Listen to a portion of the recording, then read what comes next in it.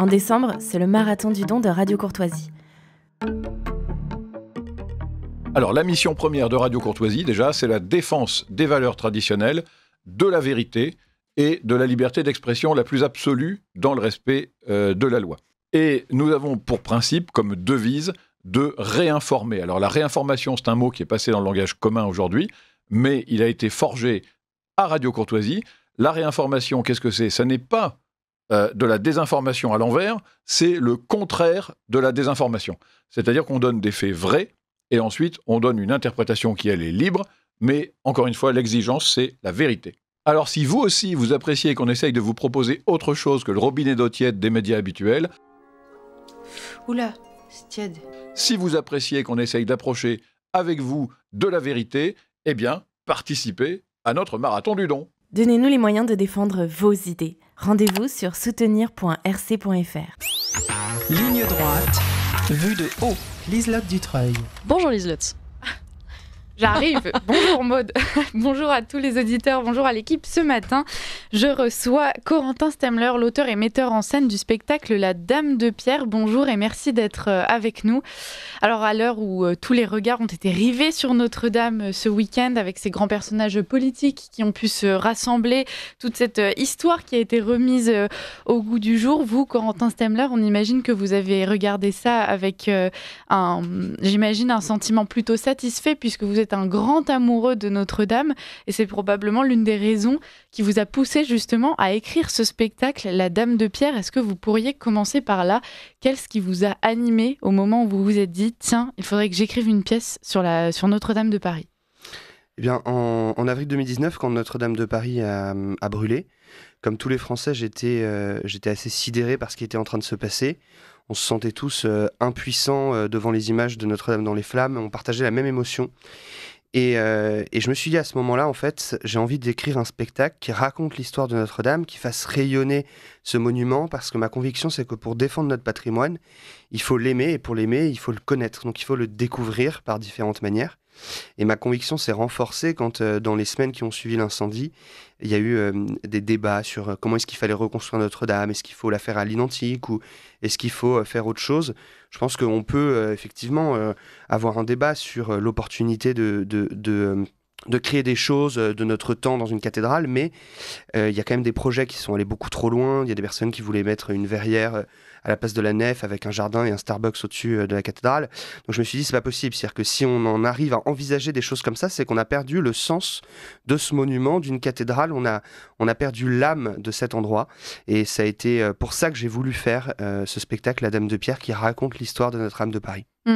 Quand vous dites qu'il y a un débat justement sur l'opportunité de créer des choses de notre temps, avec votre spectacle, vous démontrez aussi qu'il y a une façon de créer des choses autour de Notre-Dame sans pour autant déstructurer ce qu'elle est au fond d'elle-même. Est-ce que justement, d'ailleurs, vous pourriez peut-être nous donner votre vision de Notre-Dame ?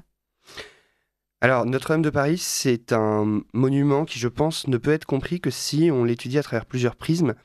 Le prisme spirituel, avant tout, c'est un édifice catholique dédié au culte, mais le prisme historique, patrimonial aussi, artistique, avec toutes les œuvres d'art présentes à Notre-Dame de Paris. Et c'est devenu, au fur et à mesure des siècles, un vrai symbole de l'histoire de France, de notre patrimoine. Et quand je me suis plongé dans l'histoire de Notre-Dame de Paris pour écrire La Dame de Pierre, je me suis rendu compte que, à travers l'histoire de Notre-Dame, on découvrait l'histoire de Paris et l'histoire de la France. Il y a tellement de grands personnages, de grands événements qui sont liés à Notre-Dame de Paris, que Notre-Dame de Paris parle de manière beaucoup plus large en fait qu'elle-même. Et c'est un monument, je trouve, qui fait aimer la France en fait quand on prend le temps de s'y intéresser. Quand vous dites que pour défendre son patrimoine, il faut l'aimer, justement au moment de ce drame de Notre-Dame en flammes, on a eu vraiment, je pense, pas un seul Français qui n'a pas été touché, ne serait-ce qu'un petit peu, justement, au moins un pincement de cœur, mais pour beaucoup, ça a été un effondrement total. Et pourtant, c'est des Français qui n'ont pas forcément conscience, justement, de cet attrait pour le transcendant, etc. Ce que ça révèle, c'est peut-être que finalement, ça dépasse le français et que de toute façon, c'est quelque chose d'inscrit, qu'il le veuille ou non, au fond de son ADN. Est-ce que vous partagez cette idée, Corentin Stemler ? Je pense que vous mettez précisément le doigt sur ce qui est le plus exceptionnel finalement dans ces événements récents autour de Notre-Dame de Paris. C'est que Moi, je faisais partie des gens qui pensaient avant cet incendie que les cathédrales, ça intéressait plus personne. Et en fait, c'est exactement l'inverse. Il a fallu cet incendie pour réactiver, ou en tout cas que ce lien entre Notre-Dame de Paris et les Français, de manière plus générale, entre leur patrimoine et les Français, se renaisse un petit peu, se réveille, mais il était déjà là, il était enfoui parfois. Et Notre-Dame de Paris est un édifice particulier parce que l'émotion était telle partout en France et aussi dans le monde entier que en fait, cette cathédrale, c'est pas juste un joli tas de cailloux, c'est autre chose. Je pense que si d'autres monuments de notre patrimoine, aussi beaux soient-ils, avaient brûlé, ça aurait évidemment créé une émotion. Mais Notre-Dame de Paris, c'était au-delà de tout ce qu'on a connu en termes d'attachement à un édifice. Et que maintenant, il faut être plein d'espérance et se dire, en fait, on est le fruit d'un héritage culturel de plusieurs siècles, plusieurs millénaires de civilisation, et qu'il y a des choses qui sont inscrites dans notre ADN, et il faut regarder ça avec beaucoup d'espérance. On a parfois l'impression que justement, il y a des choses qui se perdent, et en fait, les Français ont encore tellement de choses au fond d'eux, et il suffit parfois d'événements dramatiques pour les réactiver, mais aussi d'événements joyeux, comme la réouverture maintenant de la cathédrale. Bon, je vais peut-être pousser un peu mes questions parce que vous êtes donc, on va revenir à votre spectacle que vous avez mis en scène et qui a d'ailleurs été un franc succès, mais est-ce que vous avez une explication à apporter justement à l'enfouissement de ce lien, cette appétence pour le sacré, pour notre histoire, pour notre patrimoine qui a été délaissé? Je pense que c'est quelque chose qui est difficile à expliquer, mais qui est inscrit dans la nature de l'homme, qui est que quand on se sécularise trop, quand on se coupe trop de ses racines, eh bien finalement le naturel revient un peu au galop, parce que c'est nécessaire à l'épanouissement de l'homme, la recherche de ses racines, la recherche de la transcendance. Et ce qui me fascine en fait avec ces événements autour de Notre-Dame de Paris, c'est que il y a 5 ans, quand on voit la cathédrale brûler, c'est impossible de comprendre ce qui est en train de se passer. On ne le voit que comme un événement malheureux. Et bien en fait, aujourd'hui, on se rend compte que c'est un événement qui a apporté beaucoup de fruits, parce qu'il a justement peut-être un peu réveillé ce lien entre les Français et leur patrimoine, et aussi parce qu'il a mis au centre de l'attention ce chantier de Notre-Dame et sa réouverture, tellement de métiers, de savoir-faire liés à la cathédrale qui ont été mis en valeur, et puis ces derniers jours, la France entière et le monde entier réunis à Notre-Dame de Paris pour fêter sa réouverture. En fait, je suis fier aujourd'hui parce que je me rends compte que j'appartiens à un peuple qui est encore un peuple de bâtisseurs de cathédrales. C'est une jolie phrase. Quand vous nous parlez justement de tous ces artisans qui se sont engagés dans la reconstruction de Notre-Dame, c'est vrai qu'il y a quelque chose de très beau et puis ça fait revivre un certain savoir-faire français. Il y en a beaucoup qui ont été déçus de cette cérémonie de réouverture, que ce soit par les habits religieux des prêtres, que ce soit par la musique qui a été jouée, les spectacles qui a été donné devant la porte de Notre-Dame. Quel est votre avis là-dessus ? Je pense que quand on peut lister effectivement des choses qui plaisent plus ou moins, mais j'ai quand même le sentiment que ces cérémonies de Notre-Dame de Paris n'auraient jamais pu satisfaire tout le monde, parce que justement elles s'adressaient à tellement de personnes, aux catholiques, mais aussi à des personnes non croyantes, à des chefs d'État du monde entier. Notre-Dame de Paris parle à tellement de monde que je pense que c'est compliqué d'avoir quelque chose qui mette tout le monde d'accord. Il faut bien comprendre quand même que cette cérémonie a été faite en 2 temps. Il y a eu le samedi 7 décembre, c'était un office, c'était une sorte de réouverture plutôt laïque, et il y a eu la première messe le dimanche 8 au matin avec la consécration de l'autel, messe à laquelle j'ai eu l'immense chance de participer. Et il y a vraiment eu cette réouverture en 2 temps. Moi, je retiens surtout quand même évidemment la beauté de l'édifice, et puis la joie de voir Notre-Dame de Paris pleine, avec la messe retransmise en direct sur les télés du monde entier. Il y a quand même plein de belles choses à retenir de ces cérémonies. Et puis toutes ces personnalités politiques qui se sont rassemblées justement dans Notre-Dame, c'était un moment très fort aussi pour la diplomatie française. Vous avez parlé de rayonnement culturel de la France. On a souvent tendance dans notre époque, dans notre société, à expliquer que le passé c'est quelque chose d'assez ringard, dont il faut se détacher. Aujourd'hui, cette réouverture de Notre-Dame et ce monde qui se rassemble et qui se réunit en son cœur, c'est la preuve qu'on peut puiser justement dans notre passé une forme de fierté et surtout de pouvoir justement pour pouvoir rayonner et faire rayonner la France dans le monde, Corentin Stemler. Oui, c'est complètement de ça. Faut être fier de ce qu'il y a de plus beau dans notre histoire, dans notre héritage culturel. Et Notre-Dame de Paris est devenue un petit peu l'étendard de cet héritage patrimonial. Et maintenant, je pense qu'il faut vraiment prendre conscience qu'il faut défendre ce patrimoine, qu'il faut le protéger. Et je pense d'ailleurs qu'une des meilleures manières de protéger son patrimoine, c'est de garder son âme et sa destination originelle et ne pas muséifier les choses du passé. Je pense par exemple que les débats sur le fait de faire payer l'entrée de la cathédrale, c'est une erreur, parce que j'entends évidemment l'argument qui est de dire il y a tellement de touristes qui viennent que ça pourrait permettre de dégager des fonds pour justement reconstruire d'autres édifices. Mais il y a quelque chose qui est très dangereux dans cette réflexion, c'est qu'à partir du moment où on fait payer l'entrée de Notre-Dame de Paris, ce qui d'ailleurs n'est plus à l'ordre du jour, mais qui avait été évoqué par Rachida Dati, eh bien on dénature la mission de ce monument et son âme. Et je pense que c'est un chemin sur lequel il serait dangereux de s'engager. Alors puisqu'on en est à parler justement de ces dangers, est-ce qu'en fouillant justement dans l'histoire de Notre-Dame, vous avez pu identifier d'autres périls qui pourraient la guetter?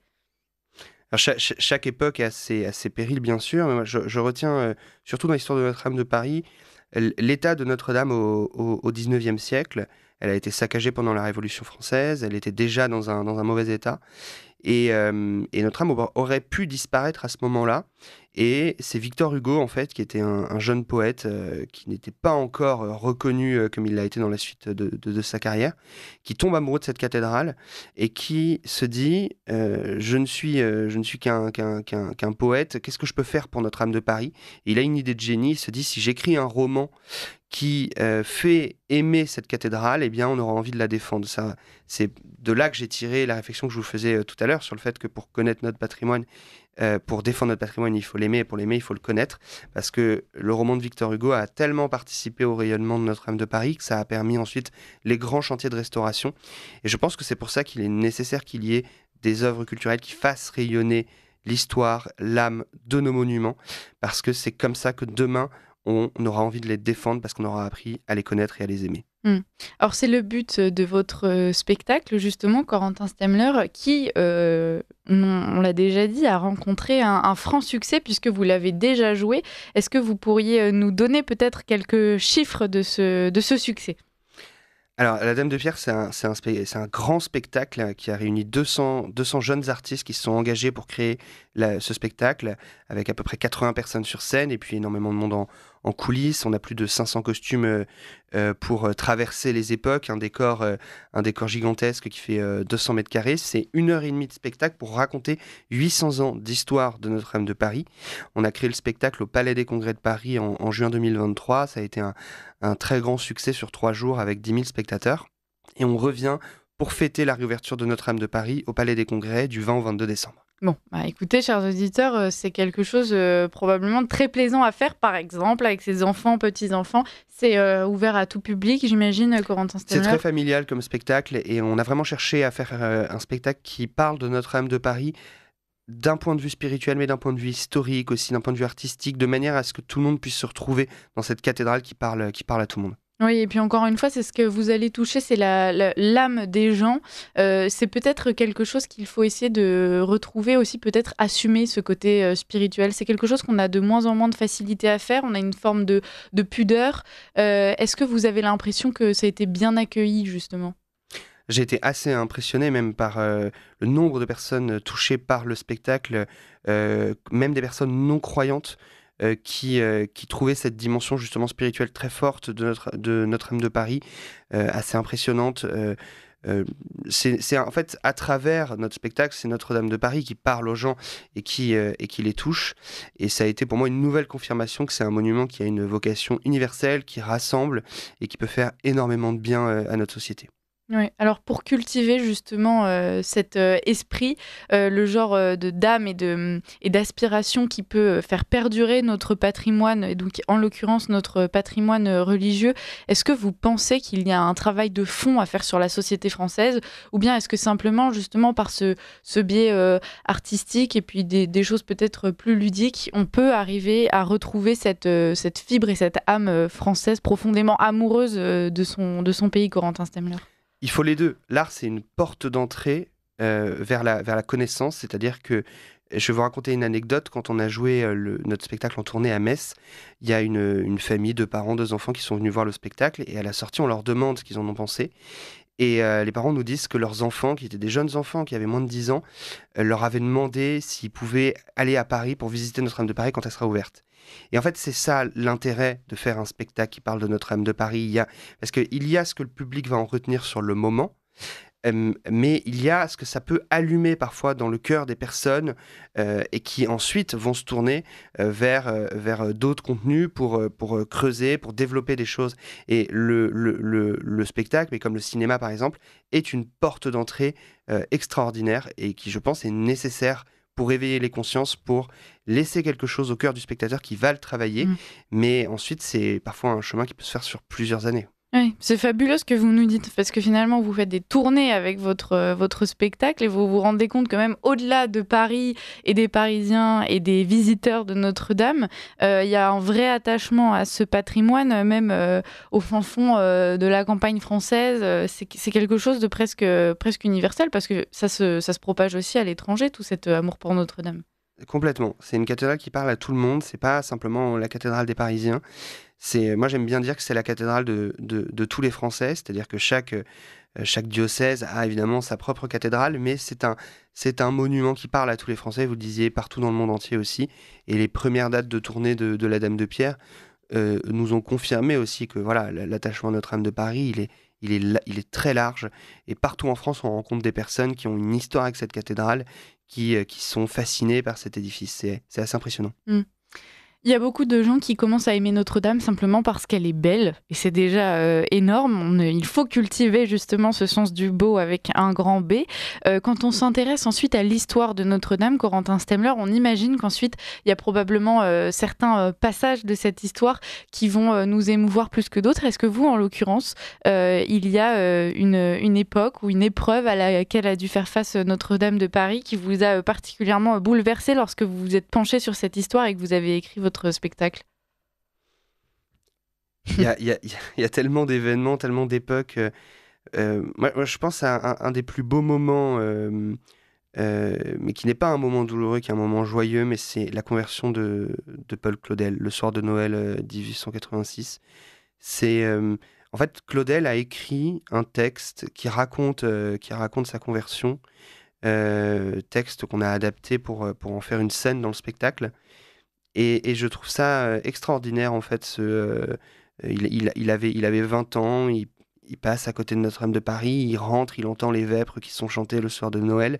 Et là, en fait, il est foudroyé par la grâce à côté d'un pilier, juste en face de la Vierge. Et il dit que c'est à ce moment-là, vraiment, que son cœur est touché et qu'il se convertit. Des miracles à Notre-Dame de Paris, comme ça, il y en a tellement parce qu'il y a Paul Claudel, mais je pense qu'il y a des centaines et des milliers de Paul Claudels anonymes qui ont été touchés à Notre-Dame de Paris. Il y a une grâce particulière dans cette cathédrale. Et je pense que d'ailleurs, le fait qu'il y avait toutes ces personnes, toutes ces personnalités du monde entier à Notre-Dame de Paris ce week-end, et évidemment ces millions de téléspectateurs partout dans le monde, eh bien, je pense que Notre-Dame de Paris va faire beaucoup de bien avec tout ça. Marie Falicon a reçu vendredi Henri d'Anselme pour parler de son tour des cathédrales en France. Alors, on imagine que vous en avez entendu parler. Et donc lui aussi, il essaie de faire revivre cet attrait pour nos cathédrales. On imagine que l'histoire de Notre-Dame de Paris est particulièrement riche. Est-ce que c'est quelque chose quand même qu'on peut retrouver, peut-être pour les auditeurs qui nous écoutent et qui ne sont pas à Paris, est-ce que on peut les inviter, j'imagine, à se renseigner eux aussi sur l'histoire de leur cathédrale, celle qui est probablement plus proche de chez eux, parce que c'est quelque chose qu'on peut retrouver avec un ancrage très, très local aussi, toute cette histoire et ce patrimoine. Les cathédrales, c'est des lieux qui rassemblent, et je pense qu'il y a un exemple qui montre l'importance des cathédrales dans notre société. Quand la France est occupée et que la France est libérée, le premier réflexe, c'est qu'on va hisser le drapeau français en haut de la flèche de la cathédrale.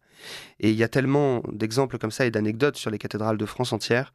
Évidemment, oui, partout les cathédrales sont un moyen de découvrir l'histoire du territoire où on est. Et elles sont tellement riches, à la fois quand on les visite, mais quand on les étudie aussi. Donc vous avez parfaitement raison. Je pense qu'il faut s'intéresser à l'histoire du patrimoine religieux qui est autour de soi et particulièrement des cathédrales. Et puis c'est en montrant probablement aussi cet intérêt pour notre patrimoine, un intérêt qui, on l'espère, sera grandissant, qu'on peut inciter également les pouvoirs publics peut-être à s'engager pour pouvoir le préserver et le faire vivre. Aujourd'hui, c'est quelque chose de compliqué, même pour les églises en campagne. Il y a beaucoup de bâtiments qui sont un peu oubliés, qu'on a du mal à entretenir. Est-ce que vous, avec votre spectacle, vous avez rencontré une aide justement de la part de l'État? Est-ce que c'est quelque chose qui a été soutenu? Est-ce qu'au contraire, vous avez dû lutter pour pouvoir le monter et l'imposer comme étant un magnifique spectacle sans avoir énormément d'aide malgré tout? On n'a pas sollicité d'aide publique. Moi, je pense que le spectacle vivant doit être créé de manière viable, indépendante, et ne doit pas être sous perfusion permanente du ministère de la Culture. Et sur la défense du patrimoine, moi je pense que si on veut que les pouvoirs publics prennent peut-être plus conscience et fassent plus de choses pour cela, eh bien il faut commencer par remplir les églises. Si les églises étaient plus pleines, eh bien il y aurait, je pense, plus de moyens pour les développer, pour les restaurer. C'est souvent des arguments qu'on entend, c'est de dire mais pourquoi est-ce qu'on va mettre des millions d'euros dans la restauration de cette église alors que franchement il n'y a pas grand monde, vous pourriez aller à l'église d'à côté. Il faut qu'on retrouve le sens, la mission de nos monuments et qu'on les utilise, si je puis dire, pour la raison pour laquelle ils ont été construits. Et c'est comme ça qu'on les défendra. Alors, ça va être de plus en plus compliqué puisqu'on le voit bien, on arrive à la période de Noël aujourd'hui, on souhaite de joyeuses fêtes, on a pu même parfois voir des bels hivers, même la connotation même de Noël disparaît petit à petit. Est-ce que vous avez l'impression que vous allez pouvoir réussir dans cette mission? Parce que objectivement, aujourd'hui, vous évoluez dans une société qui reste assez hostile, en tout cas pas très ouverte justement à ce que vous proposez, Corentin Stemler, et c'est un vrai défi. C'est un vrai défi, bien sûr, mais encore une fois, la réouverture de Notre-Dame de Paris, moi, me remplit d'espérance. Je vous le disais, j'étais à la messe hier matin à la cathédrale. Quand je suis sorti de la messe, j'ai vu il y avait des milliers et des milliers de Français qui étaient sur les quais de Seine, sous la pluie, pendant des heures à suivre cette cérémonie. Vous aviez des catholiques, mais vous aviez des personnes qui n'étaient pas croyantes aussi, simplement qui voyaient cette cathédrale comme un signe d'espérance. Et je préfère regarder ces choses-là pour être rempli d'espoir et me dire tout n'est pas perdu, que me focaliser sur les choses qui effectivement vont dans le sens inverse. Ensuite, je ne suis pas naïf, je sais bien qu'on évolue en partie à contre-courant, mais aujourd'hui j'ai envie d'être plein d'espérance parce que je pense que ce qui s'est passé avec Notre-Dame de Paris va continuer à porter des fruits et que, encore une fois, ça montre qu'il y a des choses qui sont enfouies dans l'ADN des Français, qui peuvent se réveiller, qui peuvent être réactivés. En tout cas, rien n'est perdu. À l'étranger, ça nous rappelle aussi que la France est encore perçue probablement par beaucoup comme étant la fille aînée de l'Église.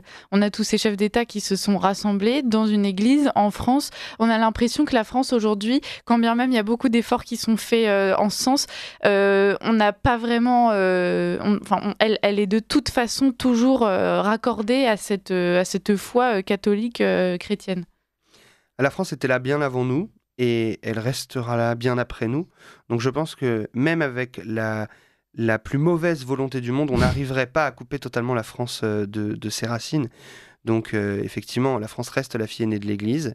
Ensuite, on n'est pas évidemment dans la période la plus...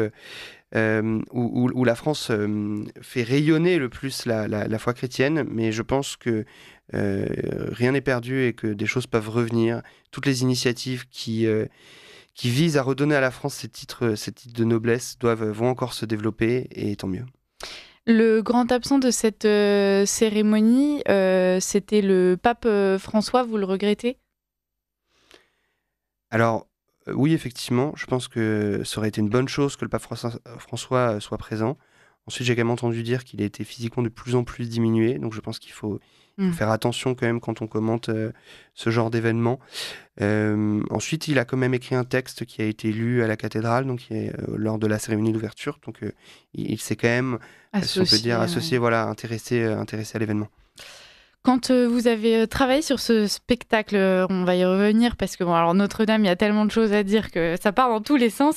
Vous avez donc travaillé ce prisme artistique dont vous nous parliez au début et donc vous nous l'avez dit, vous avez aussi essayé de vous attaquer au prisme spirituel. Comment est-ce que ça s'est passé ce travail pour mêler les deux de façon subtile pour que ça puisse être accueilli justement par tous et accepté et intégré sans forcément heurter les plus récalcitrants? Alors, je me suis plongé dans l'histoire de Notre-Dame de Paris, mais aussi dans sa spiritualité. Je vous parlais par exemple du texte de Claudel. J'ai essayé de lire énormément de choses qui avaient été écrites sur Notre-Dame de Paris. J'avais déjà un attachement très fort à la cathédrale, donc je la connaissais bien. Et j'ai cherché en fait à écrire quelque chose qui soit équilibré, qui soit cohérent avec ce qui s'est passé, dans le sens où la dimension spirituelle de Notre-Dame de Paris, quand on parle de la conversion de Paul Claudel, elle est extrêmement présente. Quand on parle par contre de Victor Hugo, de Quasimodo et d'Esmeralda, là, il n'y a pas de dimension spirituelle à cet endroit-là. Donc c'est-à-dire que je n'ai pas cherché à imposer une dimension spirituelle dans toutes les étapes de Notre-Dame de Paris. C'est simplement que quand vous racontez l'histoire d'une cathédrale, il se trouve, comme par hasard, que énormément d'événements sont évidemment liés à cette dimension spirituelle. Donc dans La Dame de Pierre, voilà, comme on traverse les époques et qu'on traverse les événements, parfois c'est la dimension spirituelle qui est la plus importante, parfois c'est la dimension artistique, comme avec Victor Hugo ou le chantier de restauration de Viollet-le-Duc. Parfois, c'est simplement l'émotion populaire, comme au moment de l'incendie de Notre-Dame. J'ai vraiment essayé de coller à la réalité des événements et à ce qu'ils représentaient pour cette cathédrale. Ce qu'il y a de fabuleux avec Notre-Dame de Paris, c'est aussi probablement tous les mystères et les secrets qu'elle n'a pas encore révélés. On en a eu un aperçu justement au moment des travaux, par exemple avec des sépultures qui ont été mises au jour et qui révèlent une partie de son histoire à laquelle on n'a pas forcément encore accès. On parlait aussi par exemple d'avoir potentiellement découvert la tombe de Joachim du Bellay. Alors depuis, ça a été revu. A priori, ça serait pas la sienne. Mais bon, vous, justement, en tant que metteur en scène et donc passionné de Notre-Dame de Paris, on imagine que ça doit être assez excitant de s'imaginer aussi que c'est une histoire qui peut être remise à jour régulièrement avec tout ce qui reste encore à découvrir derrière ces vieilles pierres. Mais complètement, en fait, c'est ce que j'aime beaucoup avec ces édifices-là, c'est qu'ils sont remplis de mystères. Et quand on les traverse, on imagine, on pense à ce qu'on sait déjà, mais on imagine aussi tout ce qui s'y est passé, tout ce qui y est parfois enfoui et qu'on ne connaît pas. Et ça rajoute tellement de profondeur à ces édifices. Et je pense que c'est ce qui en partie les rend aussi fascinants. Comment est-ce que vous avez découpé votre spectacle? Alors, vous pourriez déjà peut-être nous redonner la durée, mais voilà, quelles sont les époques sur lesquelles vous vous êtes penché en particulier, Corentin Stemler? Alors, il y a 22 scènes, donc ça commence au chantier de Notre-Dame de Paris, donc en 1165, chantier qui s'est déroulé sur plus d'un siècle, et j'ai choisi en fait les événements qui répondaient à cette définition, c'est-à-dire, mon fil rouge finalement, c'est comment est-ce que Notre-Dame de Paris est devenu un lieu de rassemblement et d'unité en fait pour le peuple français. Donc il y a tout un tas de grands événements, par exemple quand Saint-Louis rapporte en France la couronne d'épines, il va la déposer à Notre-Dame de Paris, il fera après construire la Sainte-Chapelle pour l'accueillir, et l'histoire de Notre-Dame de Paris est une succession comme ça d'événements qui rassemblent jusque dans l'histoire récente. Il y a un événement par exemple moi qui m'a beaucoup marqué, c'est quelques jours après les attentats du Bataclan, il y a eu une messe qui a été dite en hommage aux victimes des attentats à Notre-Dame de Paris, messe à laquelle étaient présents tous les officiels, il y avait la maire de Paris, le ministère de l'Intérieur, et il y a une vidéo où on voit l'organiste qui fait un moment une improvisation à l'orgue sur l'air de la Marseillaise. Dans le contexte, quelques jours après ces attentats, de voir la cathédrale recueillie, qui rassemble des personnes, croyantes ou non, en hommage à ces victimes des attentats, je pense que c'est la mission de Notre-Dame de Paris. C'est de nous rassembler en respectant évidemment l'édifice et sa vocation et sa destination religieuse, mais de rassembler les Français de manière très large pour les grands moments de joie et les grands moments de douleur. Ouais. À l'heure où on parle énormément des multiples fractures au sein de la société française, c'est vrai qu'il est bon de rappeler que notre patrimoine et notre histoire peut servir de ciment à cette société et même doit servir probablement. Notre-Dame de Paris, elle nous rappelle aussi que l'histoire s'écrit sur le temps long. On est dans la société de l'immédiateté, tout doit être fait maintenant, vous l'avez dit. Elle s'est construite sur plus d'un siècle. Parfois, il faut peut-être aussi reprendre conscience de ça, Corentin Stemler.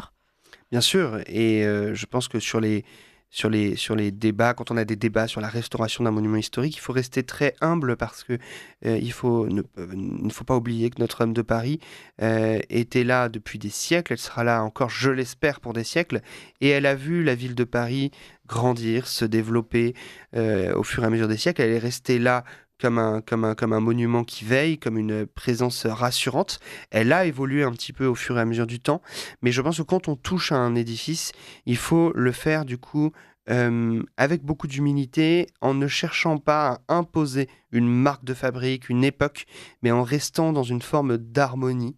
Je pense par exemple que si aujourd'hui vous allez visiter Notre-Dame de Paris, la personne qui n'est pas spécialiste en histoire de l'art, en architecture, etc., pourrait penser que c'est un édifice qui a été entièrement construit au XIIe siècle, alors qu'il a quand même été le fruit de restaurations successives. Viollet-le-Duc a fait des restaurations qui n'avaient rien de gothique, mais avec suffisamment d'harmonie pour que ça ne choque pas, en fait. Pas du tout. Alors que si aujourd'hui on essaye de faire des choses qui sont en rupture pour imposer une forme d'art, si l'objectif c'est que dans 200 ans les gens se disent « Ah oui, alors ça pour le coup, ce vitrail ou cet objet, c'est le 21e siècle », là je pense qu'on est à côté de la plaque pour le coup.